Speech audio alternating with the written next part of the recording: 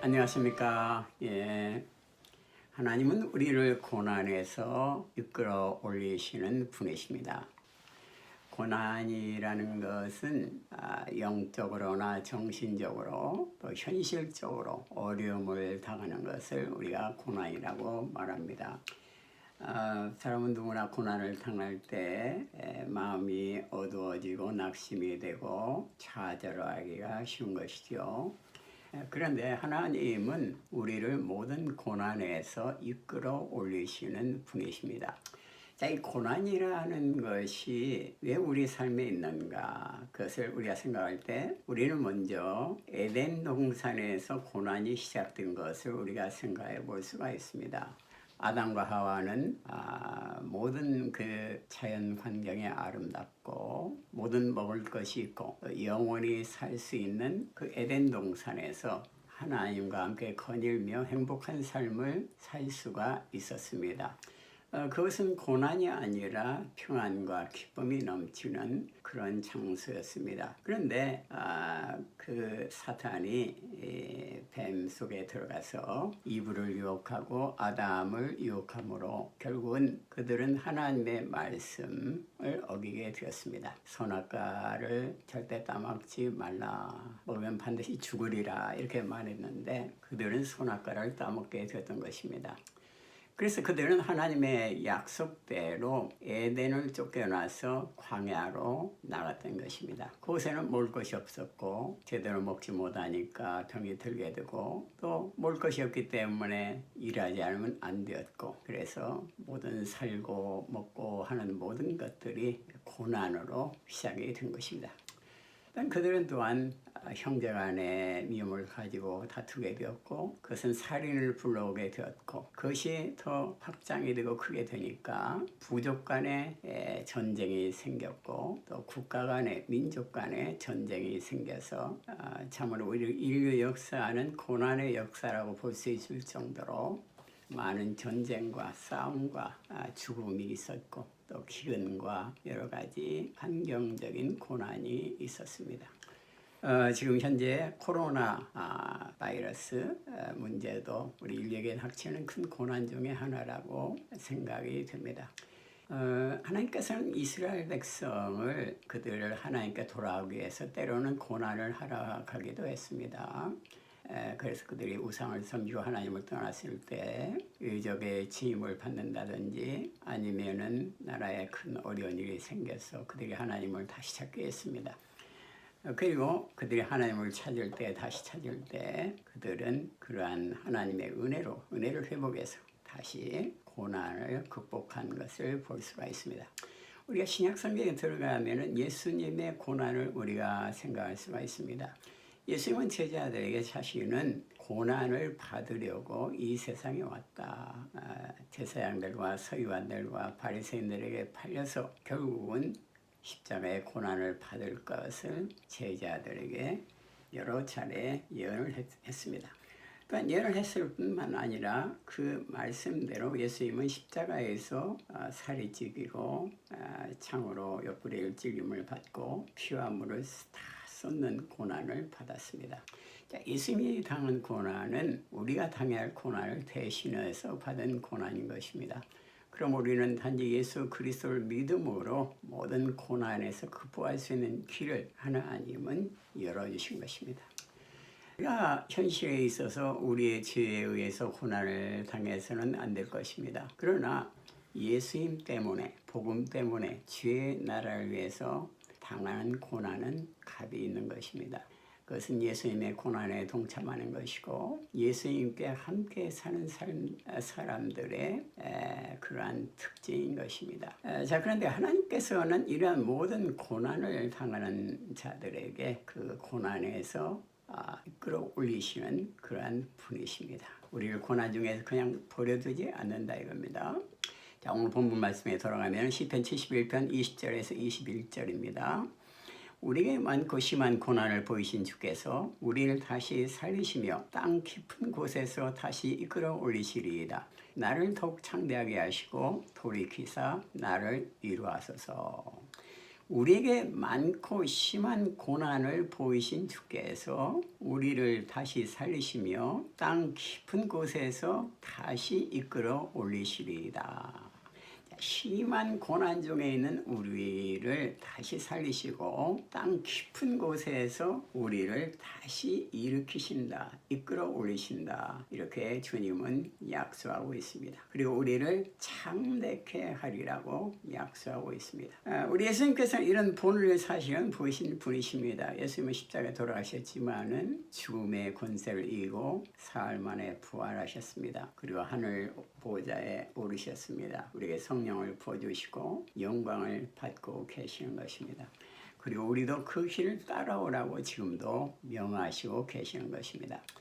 예수님께서는 자기 자신이 고난을 이겨 부활하시고 하늘에 오르셔서 영광의 보좌에 앉았을 뿐만 아니라 예수님을 따르는 제자들에게도 그러한 은혜를 주시기를 원하십니다. 우리를 고난에서 끌어올리셔서 하나님의 은혜 가운데 하나님의 영광에 참여할 수 있도록 우리를 축복하시는 것입니다. 자, 그러면 고난에서 우리를 이끌어 올리시는 하나님께서 지금 현재 우리의 삶 속에서 어떻게 일하시고 계십니까? 먼저 고난에서 우리를 이끌어 올리시는 하나님께서는 우리의 구하는 것이나 생각하는 것에 더 넘치도록 주심으로 우리를 고난에서 이끌어 올리십니다. 자, 에베소 3장 20절에 보면은 우리 가운데서 역사하시는 능력대로 우리의 온갖 구하는 것이나 생각하는 것에 더 넘치도록 능히 하실 이에게. 자, 우리는 이 세상을 살면서 구하는 것들이 있습니다. 또 생각하는 것들이 있습니다. 그런데 우리가 구하는 것이나 생각하는 것대로 이루어지는 것은 아닙니다. 길을 가다가도 교통공사 중인 구간은 길이 막혀서 돌아갈 수도 있는 것입니다. 모든 것이 우리의 뜻대로 계획대로 되지는 않는 것입니다. 자, 그럴 때 우리는 낙심하게 되고 좌절하게 될 수도 있는 것이죠. 또 마음이 기쁨을 상실할 수도 있습니다. 자, 그런데 우리 주님께서는 우리가 온갖 구하는 것이나 생각하는 것에 더 넘치도록 주시는 분이시라고 했습니다. 이것은 우리가 구하는 것이 이루어지지 않는다. 이것은 하나님께서는 더 넘치도록 새로운 놀라운 계획을 가지고 우리의 삶을 인도하고 계신다. 이것을 우리가 볼 수가 있는 것입니다. 우리가 생각하는 대로 이루어지지 않는다고 해서 우리는 실망할 필요가 없는데 그것은 하나님의 더 좋은 생각이 이루어지기 때문인 것입니다.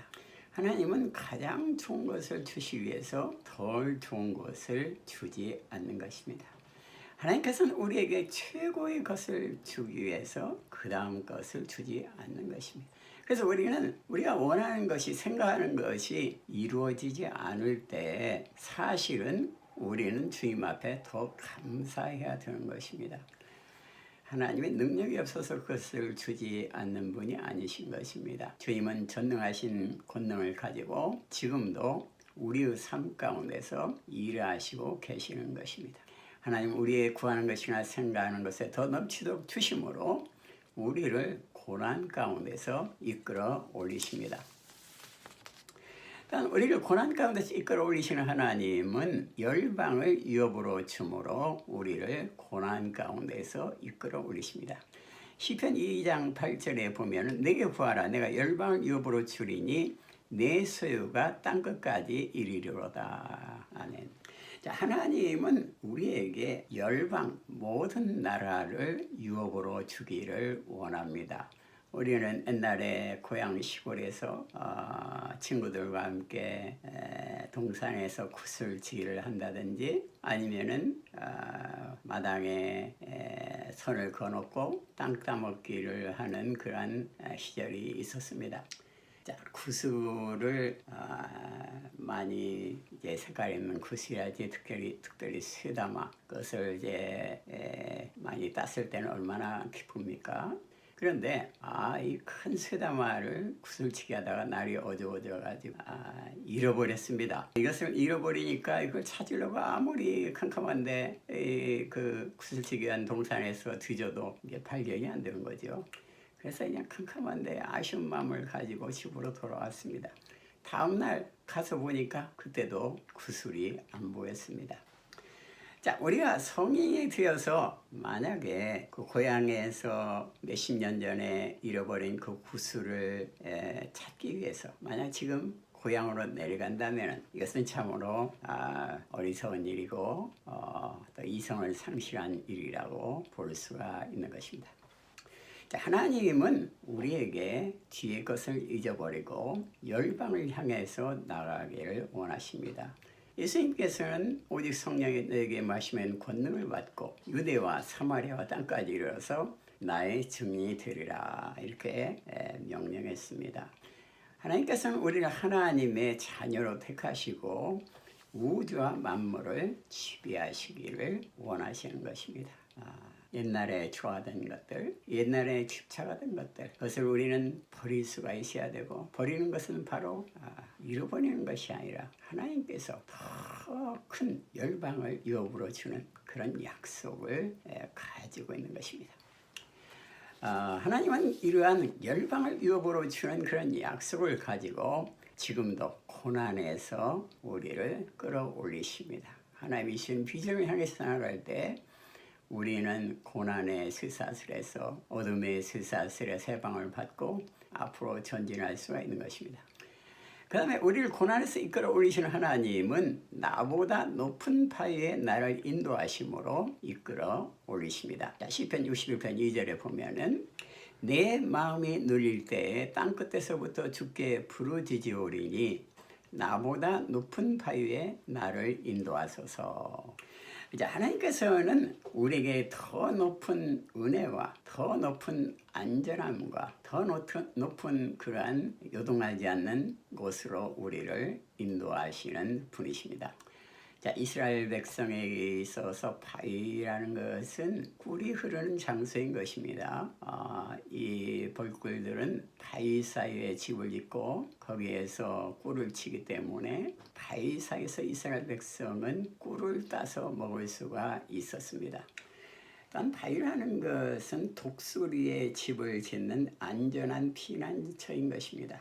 높은 절벽과 바위 틈 사이에 독수리는 집을 짓고 안전하게 거하는 것입니다. 아무도 그것을 공격할 수가 없는 것입니다. 바위라는 것은 성경에서는 하나님을 상징하는 것이죠. 나의 바위신, 나의 반석이신 여호와여, 나의 요새이신 여호와여. 우리 하나님은 우리의 반석이 되시고 영원한 바위가 되시는 분이십니다. 하나님께 피할 때 우리는 완전한 보호를 받을 수가 있습니다.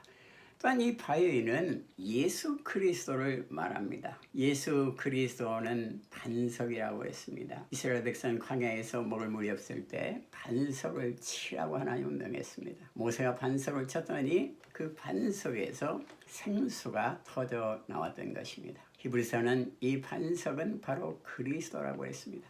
자, 예수 그리스도께 나갈 때 우리는 영원히 목마르지 않는 생수의 강을 마실 수가 있는 것입니다. 우리 하나님께서는 고난 중에서 부르짖을 때 이끌어내셔가지고 우리의 영원한 반석이신 생수의 근원이신 예수 그리스도께 인도하는 것입니다. 우리는 고난을 통해서 예수 그리스도의 은혜가 필요함을 알게 되고 결국은 예수 그리스도를 사모할 때 그곳에서 영원히 목마르지 않는 생수의 폭포가 흘러나오게 되는 것입니다. 하나님은 우리를 고난 중에서 영원한 반석, 높은 반석이신 예수 그리스도로 우리를 인도하시는 분이십니다. 그 다음에 우리를 고난에서 이끌어 올리시는 하나님께서는 이 예수 안에서 평강을 주심으로 고난에서 이끌어 올리십니다. 자, 빌립보서 4장 6절 7절에 보면은 아무것도 염려하지 말고 오직 모든 일에 기도와 간구로 너희 구할 것을 감사함으로 하나님께 아뢰라. 그리하면 모든 지각에 뛰어난 하나님의 평강이 그리스도 예수 안에서 너희 마음과 생각을 지키시리라. 우리는 왜 염려를 하게 됩니까? 그것은 나의 능력과 나의 힘으로 이 문제를 해결할 수가 없다. 이렇게 생각할 때 우리는 낙심하게 되고 염려하게 됩니다. 주어진 상황을 능히 감당할 수가 없다. 이렇게 생각할 때 염려하고 어떻게 할까 하고 염려하게 되는 것입니다. 그런데 우리 하나님께서는 모든 일에 염려하지 말라 이렇게 말씀하고 있습니다. 자, 아무것도 염려하지 말라. 어떠한 문제를 만나든지 그 문제가 비록 절대적으로 불가능한 문제라 할지라도 아무것도 염려하지 말라. 그래 하나님은 하나의 길을 제시해 줬는데 모든 일에 기도와 간구로 감사함으로 하나님께 아뢰라 그랬습니다. 그러면은 염려 대신에 하나님의 평안이 너를 지키리라 그랬습니다. 우리 삶에 있어 진정한 행복은 평안을 얻는 것입니다. 만약에 우리가 객관적인 행복의 조건을 갖췄다 할지라도 우리 영혼 가운데 평안이 없다 하면은 그 사람은 진정으로 행복한 사람은 아닐 것입니다. 우리 영혼에 평안이 있을 때 우리의 영혼은 진실로 행복하게 되는 것입니다. 우리는 어떻게 평안을 얻을 수가 있습니까? 그것은 예수 그리스도. 예수 그리스도를 통해서 하나님께 나가고 하나님을 찾을 때 우리는 진정한 평안을 얻을 수가 있습니다. 평안을 얻었다는 것은 주님이 임재하신다는 것이고 주님이 임재하신다는 것은 전능하신 주님이 도우신다는 것입니다. 전능하신 주님이 함께 하실 때 해결하지 못할 문제 같고 전능하신 주님이 함께 하신다면 우리의 어떠한 문제라도 주님이 모를 문제 같고 주님이 이미 다 하시기 때문에 그것을 주님이 알아서 해결하시고 처리하시는 것입니다. 가장 좋은 길로 처리하시는 것입니다. 자, 그래서 우리 예수님 안에서 평강을 주심으로 우리를 고난 가운데서 이끌어 올리십니다. 또한 우리를 고난에서 이끌어 올리시는 하나님께서는 잠잠하고 참아 하나님을 기다리면은 우리를 고난에서 이끌어 올리십니다. 자, 시편 37편 7절에서 9절에 보면은 여호와 앞에 잠잠하고 참아 기다리라. 자기 길이 형통하며 악한 꾀를 이루는 자를 인하여 불평하여 하지 말라.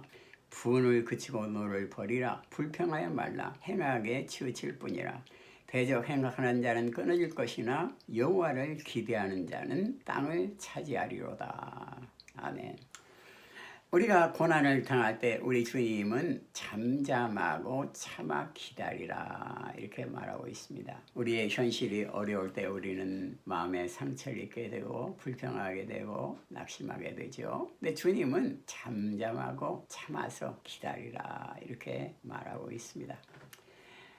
인내라는 것은 참 중요합니다. 이것은 하나님이 일하시는 것을 기다리는 것입니다. 인간에 대한 그러한 사랑의 마음을 가지고 참는 것. 이것도 인내죠. 욥은 고난을 통해서 인내를 했는데 결국은 그것은 하나님의 주권과 섭리를 이루는 그래서 결국은 욥을 축복하는 그 은혜를 누리게 된 비결이었습니다. 또한 우리는 인내해야 되는데 그것은 하나님이 인내하시는 분이신 것입니다. 하나님 만약 인내하지 않는다면 우리를 단번에 지구를 멸망시키고 죄인을 진멸시킬 수가 있을 것입니다. 하나님의 능력이 모두 없어서 그것을 하지 않는 것은 아니죠. 하나님은 인내하시는데 그것은 많은 사람의 회개에서 구원에 이르도록 하기 위해서 인내하는 겁니다. 요나는 니느웨 백성들이 다 하나님의 멸망시킬 것을 원했지만은 근데 하나님께서는 내가 어찌 좌우를 분별하지 못하는 사람만 해도 12만 명이 살고 있는 니느웨를 아끼지 않을 수가 있겠느냐 하면서 오히려 하나님은 인내한 것을 볼 수가 있습니다. 하나님이 인내하기 때문에 우리도 따라서 인내해야 되는 것입니다. 자, 인내는 하나님의 높으신 뜻, 절대 주권, 하나님의 공의의 하나님과 사랑의 하나님이 나타나기 위한 하나님께 맡기는 하나님께 시간을 드리는 것이 인내인 것입니다. 내가 스스로 모든 걸 하려고 한다고 할 때 하나님이 할 공간이 없어지는 것이죠. 또 내가 스스로 한다고 할지라도 그것이 스스로 되는 것은 또 아닌 것입니다. 그래서 오늘 말씀은 분노하고 불평하는 것은 결국은 행악에 치우칠 뿐이라고 그랬습니다. 그 다음에 우리를 고난에서 이끌어 올리시는 하나님께서는 생명의 길을 보이심으로 우리를 고난에서 이끌어 올리시는 것입니다. 사도행전 2장 28절에 보면은 주께서 생명의 길로 내게 보이셨으니 주의 앞에서 나로 기쁨이 충만하게 하시리로다. 자, 우리가 고난을 당할 때에 우리가 절망하게 되는 이유는 고난 중에서 우리는 소망을 잃어버리기 때문인 것입니다. 사실은 어떠한 고난이 있다 할지라도 소망이 있는 사람은 결코 좌절하지 않는 것입니다. 그런데 인간은 고난 중에서 되게 절망하게 되고 소망을 잊어버리게 되는 것입니다. 그런데 하나님의 자녀들은 그 안에 성령님이 계시기 때문에 우리가 절망하고 좌절할 때 생명의 길을 우리에게 보이시는 것입니다.